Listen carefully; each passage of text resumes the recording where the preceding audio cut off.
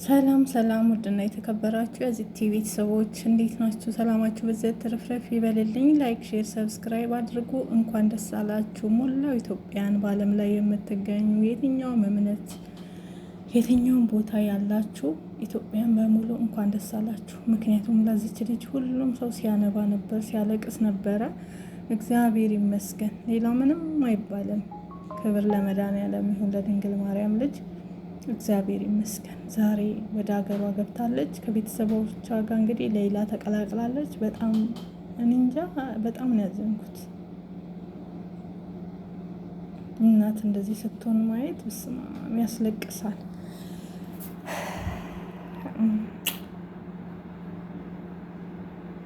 እግዚአብሔር ይመስገን። እንዲሁም ደግሞ እንደዚህ ያልጠበቅኳትም እኔ ሌላን ማለት የጠበቅኳት በቃ አጽም ሁና ምናምን ተደግፋ ሁሉ የምትመጣ ነው እንጂ እንደዚህ የምትቆም ራሱ አልመሰለኝም። መጀመሪያ እንደሰማኑ በቃ እንደመጣች ወደ ሆስፒታል ነው ምገባ የሚል ነው ውስጤ ላይ የነበረው። ማለትም እንደዚህ የምታወራ እንዲህ ከሰው ጋር የምትቀላቀል እንደው አልመሰለኝም። በቃ ያው ሰምታችኋል ከዚህ በፊት አጽሙናለች እንዲሁናለች እየተባለ ሲወራ የነበረውን ነገር ብቻ እግዚአብሔር ይመስገን ስለማይነገር ስጦታውና እንኳን ደስ አላችሁ ሞላው ኢትዮጵያን በሙሉ በዓለም ላይ ያላችሁ እንኳን ደስ አላችሁ። እልል በሉ። እውነት ፈጣሪን አመስግኑ።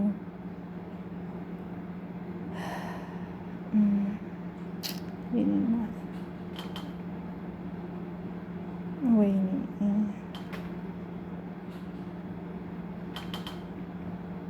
መቋቋም ራሱ አቅቷታል።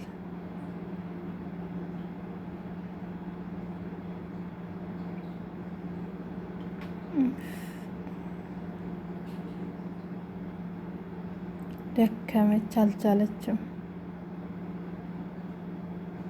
እናንተ ደስታ እኮ ራሱ እኮ በጣም መጥፎ ነው። ብቻ ፈጣሪ ይመስገን። ሁላችንም በሷ ላይ የተሳተፋችሁ በገንዘብም በምንም ስትሳተፉ የነበራችሁ እናመሰግናለን። እግዚአብሔር ይስጣችሁ፣ ብድራችሁ ይመለስ። ነችን ቀን ሌላ መብቃቷ ሁላችንም ደስ ብሎናል። በቃ መቻልን ያቃተን እናቷ ጋር እንግዲህ እንደምታዩት እናትየው የኔ እናት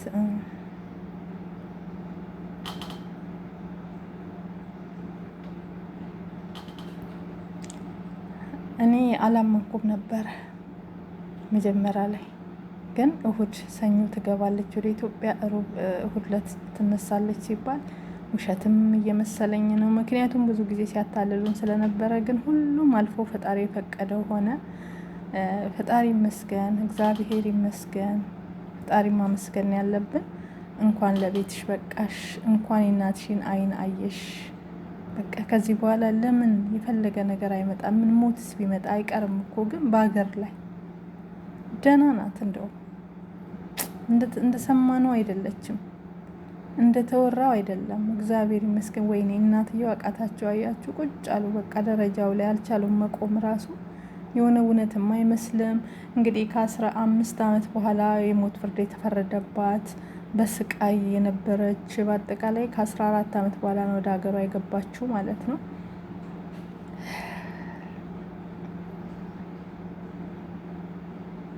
ለበጎ ነው ሁሉም ነገር።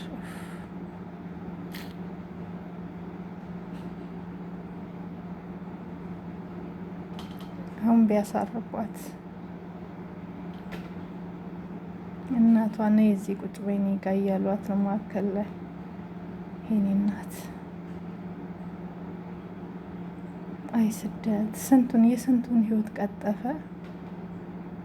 እዛት አሁን ትልቅ ሰው መሰለች የኔ እናት። እግዚአብሔር ይመስገን። እኔ በፍጹም ይሄን ነገር አልጠበቅኩም። እንደዚህ ቁማ እንዲህ ሰው ሆና ምናምን በፍጹም ማለት ሰምታችኋል ሁላችሁም። እንግዲህ አገላብጠው ነው ሰውነቷን እንኳን የሚያጥቧት። እንዲህ ናት ብለው እንዴት እንደበጠበጡን ሰምታችኋል ባለፈው ማለት ነው ልጆች። ብቻ ፈጣሪ ይመስገን። ያው እንደዚህ ስስቅም ስታወራም ማየታችን እግዚአብሔር ይመስገን። በቃ የኔ እናት የእናትየውን ደስታ እያችሁ ቀፍ እያረጓት እናትየው ገና ወለዱ። የኔ እናት እንባዋን እየጠረጉላት ምን እያለች ነው ሌላ እዚህ ጋር አፉ በሉኝ፣ ሁላችሁም አፉ በሉኝ፣ ይቅርታ በሉኝ እያለች ነው። ምን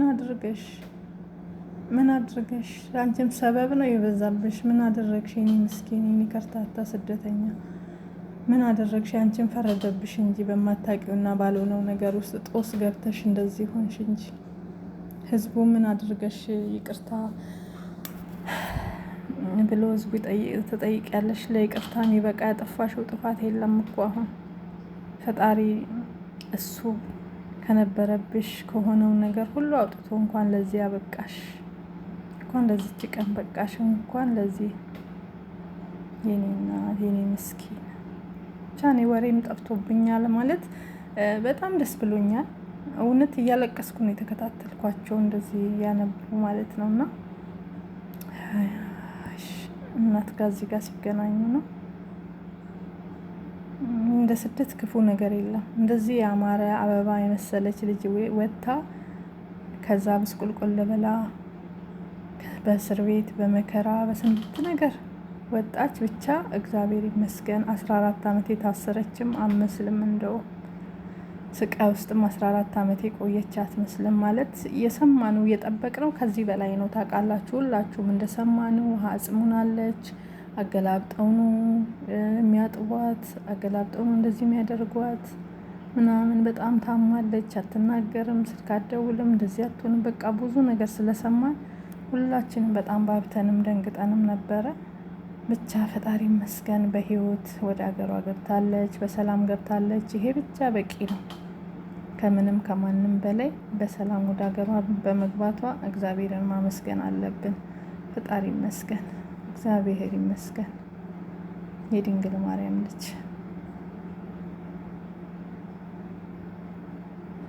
ህይወት እንደዚህ ናት። አያችሁ አንዳንዴ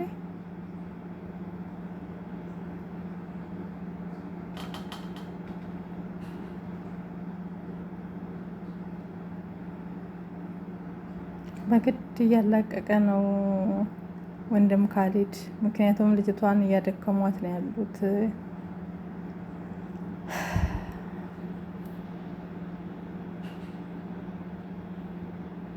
እንግዲህ በእሷ ጉዳይ ላይ ሁላችሁም ስትሳተፉ የነበራችሁ ሁላችሁም እግዚአብሔር ይስጣችሁ፣ ፈጣሪ ይስጣችሁ፣ ክፉ ነገር አያጋጥማችሁ።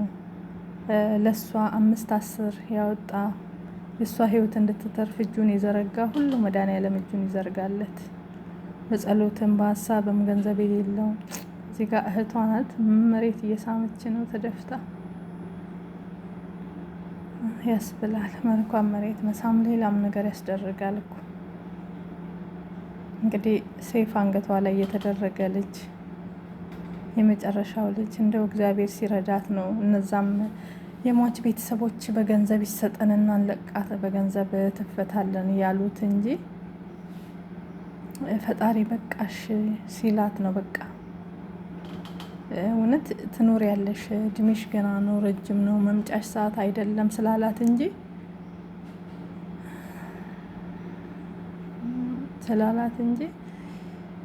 ቀኗ እንትን ቢሆን ማለት ነው፣ ቀኗ ደርሶ ቢሆን ማንም ከዚች ቀን አያሳልፋትም ነበረ። በገንዘብም በምንም መትረፍ አትችልም ነበር። ግን ፈጣሪ የሆነ ነገር ሰበብ ያደርጋል። በእነዚህ ሰዎች ልቦና ላይ አድሮ በቃ 13 ዓመት ታስራለች፣ ከዚህ በኋላ ወደ ሀገሯ ትግባ፣ ይሄን አክል ብር ይሰጠን ብለው ጠየቁ። ያንን ብር ህዝቡ አወጣ።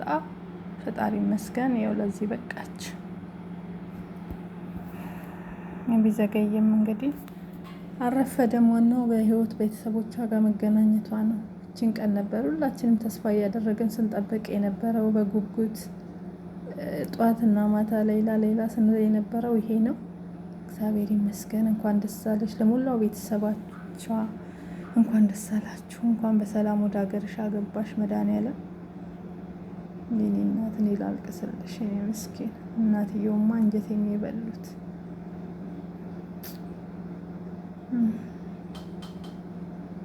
አቅሙም አጣች።